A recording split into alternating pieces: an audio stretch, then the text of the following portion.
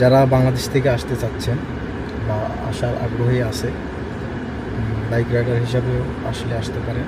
সুযোগ সুবিধা এখানে ভালো, কোনো প্রকারের ঝামেলা নেই। মোটরসাইকেলের ড্রাইভিং লাইসেন্সটাও খুব তাড়াতাড়ি পাওয়া যায়, 1 থেকে 1.5 মাস সময় লাগে। এর মধ্যে আপনি মোটরসাইকেল ড্রাইভিং লাইসেন্স হাতে পেয়ে যাবেন। আপনার হাইস্ট এখানে আসলে মোটরসাইকেল ফুড ডেলিভারি হিসাবে আপনি আসলে আপনার হাইস্ট 3 মাস সময় লাগতে পারে। 3 মাসের মধ্যে আপনার সকল ধরনের প্রসেসিংগুলো হয়ে যায় ফুড ডেলিভারিতে।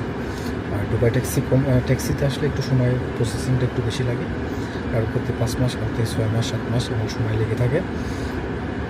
তো যারা আসতে চাচ্ছেন বা আসার আগ্রহী আছেন বাংলাদেশ থেকে, যে আমি ড্রাইভিং হিসাবে দুবাইতে যাব ড্রাইভিং করার জন্য, তারা চাইলে আসতে পারেন। সুযোগটা অনেক ভালো, যেহেতু কোম্পানি আপনাকে লাইসেন্সের বাবদে টাকা দিয়ে দিচ্ছে। যে টাকা লাইসেন্স বাবদ আপনার কাছে খরচ হবে, সেই টাকাটা কোম্পানি আপনাকে একদম কোম্পানি সেটা পে করতেছে স্কুলে। আপনি এসে শুধু এখানে আসবেন, আসার পর আপনার এমারত আইডি আসবে। হয়তো এমারত আইডি আসতে 1 থেকে 1.5 মাস সময় লাগবে।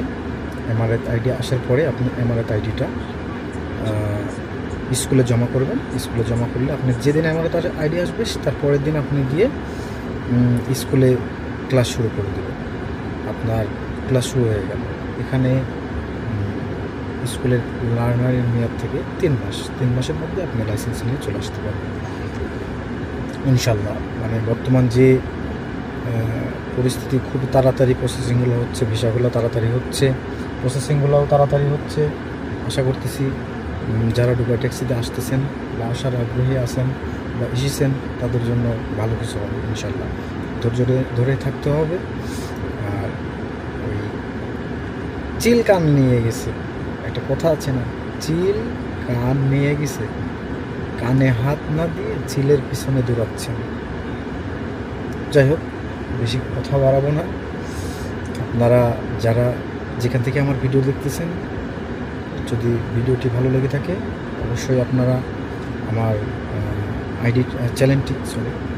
চ্যানেলটি সাবস্ক্রাইবার করে দিতে পারেন।